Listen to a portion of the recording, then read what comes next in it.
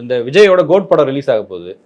தியேட்டர்காரங்கலாம் இப்போ எல்லாருமே வந்து பெரிய வசூல் இல்லை, ஆடியன்ஸ் வரலன்னா சொல்லிட்டு இருக்காங்க. இந்த படம் தமிழ் சினிமாவுக்கு எப்படியான ஒரு படமா இருக்கும்? எந்த அளவுக்கு அது சினிமாவை மாற்ற வாய்ப்பு இருக்கு? இங்கே இருக்காது சினிமா மாற்றுறதுக்கு என்ன வாய்ப்பு இருக்கு? நல்ல கலெக்ஷன் இருக்கு, நல்ல கலெக்ஷன் இருக்கு. ஏன்னா அவர் கடைசி படம்ன்றாரு. அவருக்கு எப்போவுமே ஒரு பெரிய ஆடியன்ஸ் இருக்குது, கட்சி வேறு ஆரம்பிச்சிருக்காரு. அதனால் முதல் 2 வாரம் ஃபுல்லாக போயிட்டே இருக்கு. அதனால் ஒரு பெரிய மாற்றமெல்லாம் ஒன்று சினிமா புரட்டி இல்லை. ரெக்கார்டு சார், இது வரைக்கும் எந்த படம் இன்னைக்கு டேட்டுக்கு எந்த படம் பெரிய கலெக்ஷன் பண்ணியிருக்கு? இன்னைக்கு டேட்டுக்கு அவர் படம் தான் அதை கலெக்ஷன் பண்ணியிருக்காரு. லியோ சொல்கிறீங்களா? லியோ அவர் படம் தான் கலெக்ஷன் பண்ணியிருக்காரு.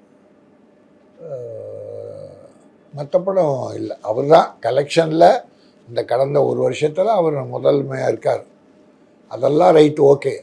இந்த படமும் அந்த மாதிரி கலெக்ஷன் எல்லாரும் கடைசி படமாச்சேன்னு பார்ப்பாங்க. நல்லா இருந்தால் பார்ப்பாங்க, அது கூட நல்லா இல்லைன்னா போக மாட்டாங்க. இப்போ அவ்வளோ பெரிய ஹீரோ இதுலேருந்து வெளியில் போகிறாரு, சினிமா இண்டஸ்ட்ரிக்கு எப்படி அது? ஒன்றும் லாஸ் இல்லை. போய் அவர் வந்து ஒரு தலைவராக போகிறார். நடிகராக இருந்தவர் இப்போ தலைவராக போகிறார். அவர் வேலையை அவர் பார்க்க போகிறார். புதுசாக ஒரு நடிகை வரப்போகிறான். அவர் இடத்த ரீப்ளேஸ் பண்ணுவாங்க சார், பண்ணுவாங்க. யாருக்கு அந்த பொட்டன்ஷியல்? எம்ஜிஆர், சிவாஜி, ரஜினி, கமல், விஜய், அஜித், இப்போ சிவகார்த்திகேயன், இது ஜெயம் ரவி, இல்லை விஜய் சேதுபதி, இன்னும் கார்த்திக், இன்னும் இருக்காங்க ஹீரோ. அவங்க படம் 2 படம் சக்ஸஸ் ஆச்சுன்னா அவங்க முதன்மை ஆட போகிறாங்க. ஒன்றும் இல்லை, ஒரு ஹீரோவுக்கு ஒரு 3 படம் தொடர்ந்து சக்ஸஸ் ஆனால் அவங்க பெரிய லெவல் போயிடுவாங்க, சம்பளத்தை கூட்டிக்குவாங்க. ஃபெயிலியர் ஆச்சுன்னா குறைவாங்க. இதுதான் ரிசல்ட். இல்லை, ஒரு 20 வருஷம் 25 வருஷம் ஒரு இடத்த தக்க வைக்கிறாங்க. அது பெரிய பவர். இப்போ விஜய் அந்த ஒரு இடத்த வச்சிருக்காரு. அவர் நல்ல மார்க்கெட்டில் உச்சத்தில் இருக்கும்போது அங்கேருந்து அரசியலுக்கு போறாருன்னு சொல்லும் போது அந்த இடம் உங்களுக்கு வந்து பிஸ்னஸ் வைஸாகவும் பெரிய ஒரு லாஸ் இல்லை? ஒரு பெரிய கூட்டம். இப்போ ஹீரோக்கள் இருக்காங்க. யார் இருக்கா சார்? இருக்காங்க வருவாங்க பாருங்க. இப்போ இருக்கிற ஹீரோ. இதுக்கு முன்னால் ரஜினி, கமல் இருக்கும்போது நீங்கள் அஜித்தும் விஜயும் பேசணுமா? அதுக்கு அடுத்த லெவலில் இருந்தாங்கல்ல அப்போவே. இப்போவும் அடுத்த லெவலில் இருக்காங்கல்ல. சூர்யா அவர் ஒரு கட்டத்துக்குள்ளே போயிட்டார். அவர் ஓடிடி படம் எடுக்கிறது இல்லை, நல்ல நடிகை. இப்போ கார்த்திக் ஆக்டிவாக இருக்கார். நம்ம ஜெயம் ரவி, சிவகார்த்திகேயன், விஜய் சேதுபதி, இப்படி சில ஹீரோ இருக்காங்க. 3 படம் சக்ஸஸ் ஆகட்டும், அவன் வந்துடுறான். அடுத்து அவங்க அந்த இடத்துக்கு வர போகிறாங்க. அதனால் இல்லை, புதுசாக வர்றவங்கள யாரோ ஒருத்தன் வந்துடுவான். இப்போ விஜய்க்கு வந்து கலெக்ஷன் மட்டும் இல்லாமல் ஒரு கட்சி தொடங்குற அளவுக்கான கட்டமைப்பே உருவாயிடுச்சுல, அந்த மாதிரி வருவாங்களான்னு கேட்குறேன். அதுக்கு அவர் கட்சி தொடங்கிட்டாரு, எந்த அளவுக்கு சக்ஸஸ் ஆக போகிறாருன்னு மக்கள் முடிவு பண்ணுவாங்க. அது ஒரு கட்ஸு தான். ஆனால் அந்த தைரியம் இனி வர்ற யாருக்கும் கிடையாது. அவர் ஆரம்பத்தில் இருந்தே நல உதவிகள் வழங்கி ஒரு ஒரு ஒரு ஃபவுண்டேஷன் போட்டார். இப்போ அந்த மாதிரி யாருமே இல்லை. அதனால் கட்சி துவங்குற அளவுக்கு யாருக்கும் இருக்கான்னா அந்த அளவுக்கு யாரும் இல்லை. நடிகராக வரலாம், இல்லை வராமல் போகலாம், புதுசாக வரலாம். அந்த படத்தை பிடிக்கிறது யாரோ ஒருத்தர் வருவாங்க. சரி, டாக்டர் கலைஞர், ஜெயலலிதா இல்லை, வெற்றிடம்னாங்க. இங்கே மு.க. ஸ்டாலின் அற்புதமாக பண்ணிட்டு போகிறார். கலைஞரை விட பேர் எடுக்கிறார். அங்கே எடப்பாடியார் சில கான்ட்ரவர்சி இருக்குன்னா கூட பிடிச்சிட்டார் அந்த கட்சியை. அதனால் யாரும் இல்லைன்னு இல்லை, வர்றாங்க, யாரோ ஒருத்தர் வருவாங்க. அவங்கள கம்பேர் பண்ணும்போது விஜய் ஒரு யங்ஸ்டர் தானே, அவருக்கு அரசியல் அனுபவமும் கிடையாது. அவங்கள எதிர்த்து தாக்கு பிடிக்க முடியுமா இவரால்? கஷ்டம், பெரிய கஷ்டம். இனி அவர் மேலே தாக்குதல் இனிமே தான் ஆரம்பம். சினிமா ரீதியாகவே சினிமா ரீதியாக இல்லை, அரசியல் ரீதியாக. எந்த மாதிரி? எத்தனை கட்சிகள் இருக்கு, எப்படி சார் வளர விடுவாங்க? ஒவ்வொரு கட்சியும் தன்னை காப்பாற்றிக்கணும்ல. அதனால பிரச்சனைன்னு இனிமே தான் இருக்குது. சமாளிப்பார் அவர்? அந்த ஒரு கெப்பாசிட்டி இருக்கா? இப்போ நீங்கள் சினிமாவில் இவ்வளோ வருஷமாக பார்க்குறீங்க, ஒரு மேலே ஸ்டாப்புக்கு வர்றாருன்னா சுகமாக வாழ்ந்து வர்றவங்க சமாளிக்க முடியாது. இப்போ ஜி.கே. வாசன் ஒருத்தர் இருக்கார்.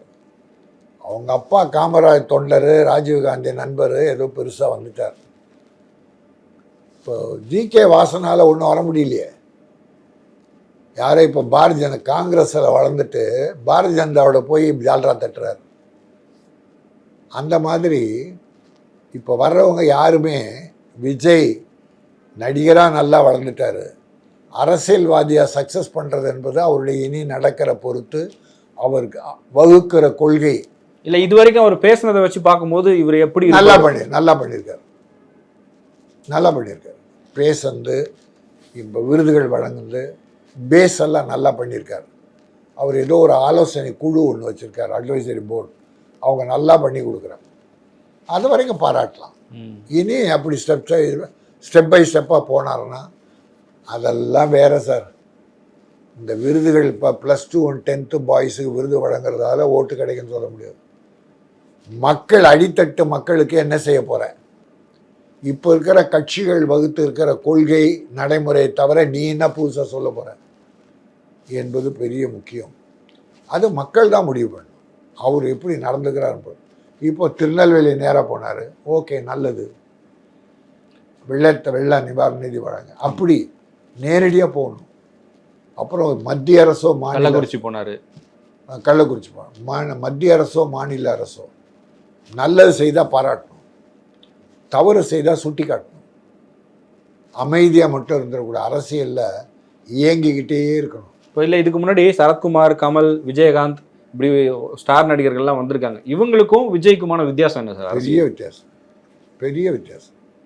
முதல்ல இவர்கிட்ட அந்த ரசிகர்கள் கூட்டம், தொண்டர்கள் கூட்டம் பெரிய லெவல். அவங்கக்கிட்ட அவளை இல்லை. இருந்தாலும் அவங்கள நடைமுறை கட்சி மாறி மாறி பண்ணதில் எல்லாரும் விலகிட்டாங்க. பட் இவர் இப்போ தான் ஆரம்பிச்சிருக்காரு. இனி இவர் என்ன முடிவு எடுப்பாரோ, எவ்வளோ பேர் அவர் கூட இருப்பாங்க, இல்லை புதுசாக வருவாங்களா, எந்த கட்சியோடு போவார் என்கிற கேள்விகள்லாம் இருக்குது. ஹண்ட்ரட்ஸ் ஆஃப் கொஸ்டின்ஸ் இருக்குது. அதெல்லாம் எப்படி நிறைவேற்ற போகிறார் என்பது அவர் தான் விளக்கம் தரணும். அது நாம் சொல்ல முடியாது. அதனால் ஆரம்பிச்சிட்டாரு, சக்ஸஸ் ஆகணும். ஆட்சியை பிடிப்பாரா என்பது மிகப்பெரிய கேள்விக்குறி. அவர்களுடைய எதிர்காலத்தை அவர் தான் தீர்மானிக்கணும், மக்கள் தீர்மானிப்பார். விஜய் வந்து ஒரு படம் பண்ணிட்டு அரசியலுக்கு போகலான்னு வெயிட் பண்ணுறாரு. இப்போ அந்த படம் ஸ்டார்ட் ஆகுது இல்லை டிலே ஆகுது அப்படின்னா இன்டெரக்டாக அவருடைய அரசியலுக்கும் அது சிக்கலாக மாறுமே. இல்லை அதுக்கு சம்மந்தமே இல்லை. அதுக்கு என்ன ஒரு மாதம் தள்ளி போடுறாரு என்ன இப்போது? அதனால் என்ன ஊரே மூழ்கி போயிடுமா? ஒரு மாதம் தள்ளி போட்டோம். ஆனால் ஸ்ட்ரைக்கு நடக்காது. முதல்ல பெப்சி தொழிலாளர்கள்னு ஒரு 30,000 பேர் இருக்காங்க. அது ஸ்ட்ரைக் பண்ணால் அவங்க கதி என்ன? நீங்கள் எல்லாம் பணம் வச்சுருக்கீங்க, சம்பாதிப்பீங்க, சாப்பிடுவீங்க, சுகம் அனுபவிப்பீங்க. அந்த தொழிலாளி கதி என்ன? அப்படி தான் விஷால் தலைவராக இருந்தப்போ கியூபு கட்டணம் உயர்ந்துருச்சு, 8,000 ரூபா வாரத்துக்கு கட்டணம், அதை குறைக்க சொல்லி ஒரு ஸ்ட்ரைக் பண்ணார். ஏறக்குறைய 4 மாதமாக நம்ம நடந்தது. பல நடிகர்கள்லாம் அரிசி மூட்டை, உப்பு, மளிகை சாமான்லாம் வாங்கி கொடுக்கும். அதுபோல் இப்போ தொழிலாளி கதி என்னன்னு யோசிக்கணும். முடிஞ்ச வரைக்கும் ஸ்ட்ரைக் இருக்கக்கூடாதுங்க, பேச்சுவார்த்தை மூலமாக தான் தீர்க்கணும். ப்ரொடியூசர்ஸுக்கு நிறைய சிரமம் இருக்குது. இந்த பேட்டான்னு ஒன்று வாங்குறாங்க பாருங்கள், சம்பளம் கோடிக்கணக்காக வாங்கிட்டு பெட்ரோல் பேட்டா, டிரைவர் பேட்டா, அசிஸ்டன்ட் பேட்டா, அப்புறம் அந்த நடிகைகள், அதுவும் அந்த இந்தியில் இருந்து வர்ற நடிகைகள் ஹீரோயினாக போட்டு அவங்க 7 அசிஸ்டண்ட், ஹேர்ட்ரெஸ்ஸர், மேக்கப், அப்புறம் பக்கெட்டு தூக்குறவங்க, அப்படியெல்லாம் சொல்லி ஒரு 7 பேரை வச்சுக்கிட்டா அது ஒரு 25,000 30,000 ஒரு நாளைக்கு. அவங்களுக்கு 5 ஸ்டார், இவங்களுக்கு 5 ஸ்டார் ஹோட்டல் ஹீரோயினுக்கு, அவங்களுக்கு 3 ஸ்டார் ஹோட்டல். என்ன செலவு? அப்புறம் கேரவான், எத்தனை கேரவான் நிற்குது. இல்லை, இப்போ கூட நீங்கள் சமீபத்தில் அந்த அசோக் செல்வன் பற்றி பேசியிருந்தீங்க. இப்போ வளர்ந்து வரக்கூடிய நடிகர்கள் கூட இதெல்லாம் பண்ணுறாங்க. இப்போ ஆரம்பிச்சிட்டாங்களே. ஒரு படம் சக்ஸஸ் ஆன உடனே 3 கோடி 4 கோடின்ற அசோக் செல்வன் இப்போ 2 கோடியா? கொஞ்சம் கொஞ்சமாக உயர்த்தணும், கொஞ்சம் கொஞ்சமாக. ஒரு 2 படம் சக்ஸஸ் ஆச்சுன்னா ஒரு 50 லட்சம், ஒரு கோடி. ஏன்னா இவர் சுரேஷ் காமாட்சி கூட ஒரு முறை பேசும்போது இப்போ சொன்னார், அபர்ணதின்னு ஒரு நடிகை வந்து அவங்க ப்ரமோஷனுக்கு வர்றதுக்கு தொகை கேட்குறாங்கன்னு சொல்கிறார். 3 லட்சம் கேட்குறாங்க. இது என்ன சம்பளம்? நடிகர்களுக்கு சம்பளம் வாங்கிட்டு ப்ரொமோஷனுக்குன்னு வந்தால், ப்ரொமோஷன் வந்தாலே அவங்களுக்கு தான் ப்ரொமோஷன். ஒரு ஆடியோ ஃபங்க்ஷன் போயிருந்தேன். ஒரு ஹீரோயினே ஸ்டில் எடுக்கிறாங்க, எல்லாரும் சூழ்ந்துட்டாங்க ஹீரோயினி. அந்த ப்ரொடியூசர் போய் டைம் ஆச்சு வாங்கன்னு கூப்பிட போனால் ஒரு ஸ்டில் ஃபோட்டோகிராஃபர் கொஞ்சம் தள்ளி நில்லுங்க அப்படின்னு ப்ரொடியூசர் தள்ளுறான். அவன் பணத்தில் நடக்கிற ஃபங்க்ஷன் லேட் ஆகுது, கொஞ்சம் ஹீரோயின் விடுங்கப்பான்னா கொஞ்சம் ஒதுங்கலையா அப்படின்னு. அப்போ ப்ரொடியூசர் கதி என்ன? அந்த ஃபங்க்ஷனுக்கு ஹீரோயின் வரணும், அது ஒரு அரை கால் ஷீட். அதை ப்ரொடியூசர் ஸ்ட்ராங்காக இருக்கணும். ப்ரொடியூசர் கவுன்சில் சில சட்ட திட்டங்களை உருவாக்கி அக்ரிமெண்ட் ரெடி பண்ணணும். அதுக்குள்ளே தான் எல்லாரும் அடங்கணும், அதுபடி நடக்கணும். செய்வாங்கன்னு நினைக்கிறேன். இனிமேல் செய்யணும், செஞ்சால் தான் சினிமா உருப்படும். இந்த ஸ்ட்ரைக்குன்னு அறிவித்து இது ஃபெயிலியர் ஆச்சுன்னா இனி ப்ரொடியூசர் கவுன்சிலால் ஒன்றுமே பண்ண முடியாது. அதனால் எப்படியாவது சக்ஸஸ் பண்ணோம், அது பேச்சுவார்த்தை ஒன்று பண்ணால் நல்லதுன்றது என்னுடைய கருத்து. நன்றி, வணக்கம்.